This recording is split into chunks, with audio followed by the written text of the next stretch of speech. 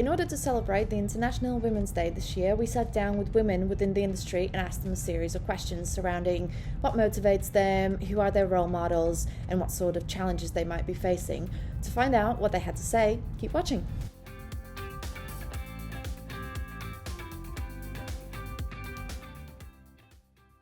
So I think I'm really privileged to be working within the charity sector because I don't experience half as much in terms of challenges as a lot of my friends and peers do.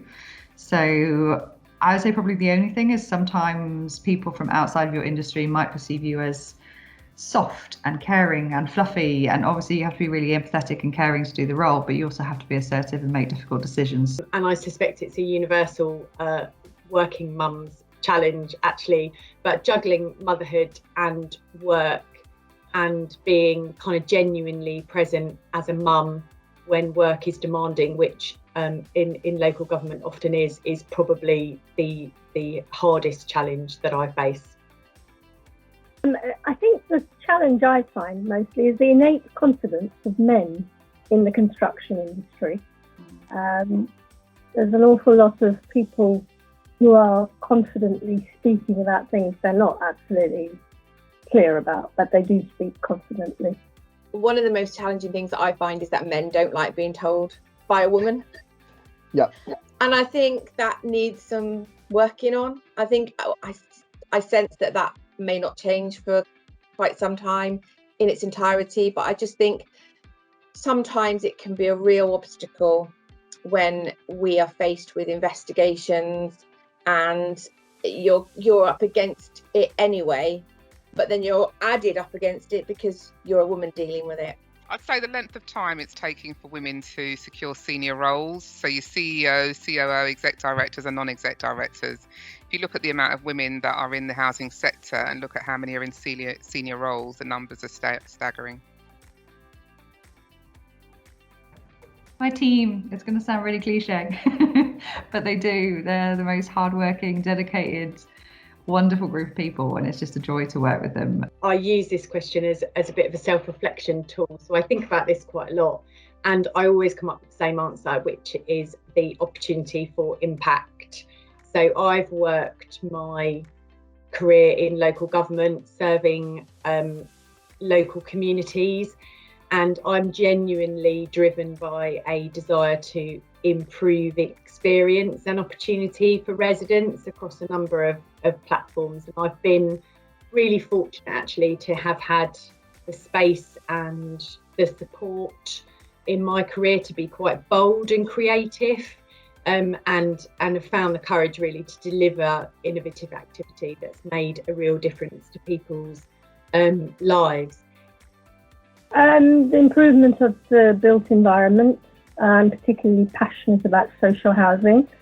I think probably one of the biggest motivation factors for me is getting the results. It's when the results come through after all the hard work, and often it is a lot of hard work. It's a lot of unseen work that we do. Nobody, unless you're an enforcement officer, has a clue what is involved. I think first and foremost, my family motivates me. So seeing my children grow up into productive adults living a happy and fulfilled life, first and foremost, motivates me. But then I think career-wise, it's achieving the goals that I set for myself and feeling valued in the organisation that I work for. And of course, the appropriate level of financial recognition always motivates me. My friends, I'm going to say my friends. It was funny with us talking about being in male-dominated industries. I've got a lot of friends who work in scientific research, in tech, in law and medicine, and I feel very lucky that I don't have to face the challenges they do, but they face misogyny and sexism regularly, some on a daily basis. I've seen friends who are passed over for promotion by their male peers. I've seen people come back from maternity leave and be given less responsibility and a different role that they had from before.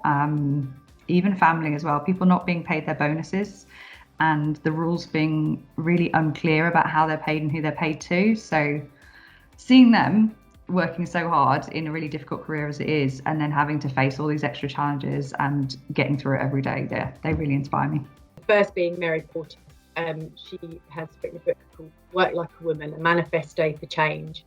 But in her book, She talks about encouraging women to take their whole selves to work, because authenticity and emotion are intrinsic, aren't they, to our whole selves? And my take on that, I suppose, is that if you don't take your whole self to work, you're not utilising your entire skill set, and therefore you can't really be doing the best job that you're capable of. And the other is Michelle Obama. For me, it was really comforting that somebody of her standing still wrangled with the same mum guilt as I do. Currently, I would have to say Kamala Harris, the Vice President. I've got high hopes for her. The one person that I think of when I think of who really impresses you on a daily, weekly, annual basis, it's got to be the Queen. I think first and foremost, it's my mum. My mum, she started me on this journey that I am on now to become the woman I am today. She was an amazing woman, and I aspire to be like her. I like this one. It's okay to not have a plan. Is the main one. It's okay to feel like you're behind where other people are at because you're on a different journey. I would tell my 20-year-old self that you can be kind and soft around the edges and still be a great boss, but you don't need to emulate alpha behaviour to be right for the top job. Not to stay in one role for more than 5 to 6 years. I have stayed in roles for longer because of, family, having children and so forth. That sort of makes women stay in roles for longer than men do. Because men are always job hopping and going from one job to another, and they're always, seeking to find more money.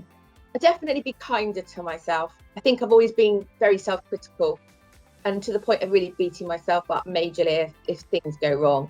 And I think I just need to cut myself some slack far more than I have done over the years. Yeah, that was a long time ago, but I would say enjoy life. Smile as often as you can. It does brighten your day by making you feel good from head to toe. But if I'm going to be serious about it, I'd say have a plan, but be prepared to be flexible. You will find a lot of obstacles along the way, but you can get over them. Seek out opportunities. There are a lot of different housing career paths, and it's about finding out what suits you and what you like as much as it is about finding out what doesn't suit you and that you don't like. But when you do find what it is that you like, put yourself in its path, be visible, be bold in asking for it. Not always literally, although actually sometimes that does work, but never compromise your integrity. In relation to construction, always come across as confident, even when you're not sure, 100% sure, just like men do. They speak very confidently. They may be totally wrong. It doesn't deter them from continuing to do that. One thing to remember is never upset anyone. It's a very small, incestuous world, construction. Just be patient, make the right decisions, given all the facts. Don't immediately jump to enforcement action. But that's not specific to women, that's just enforcement officers. Just stay safe, in this job. You are vulnerable as a woman, no matter what job you do. I would say the industry needs us. It needs women. We should support each other. It is really good to be allies for each other because, as I've said, it's a difficult journey for us a lot of the time. We've got the skills and the talents, but we're just not seeming to bag those senior roles. So, if you can help each other, that's what I would suggest is support.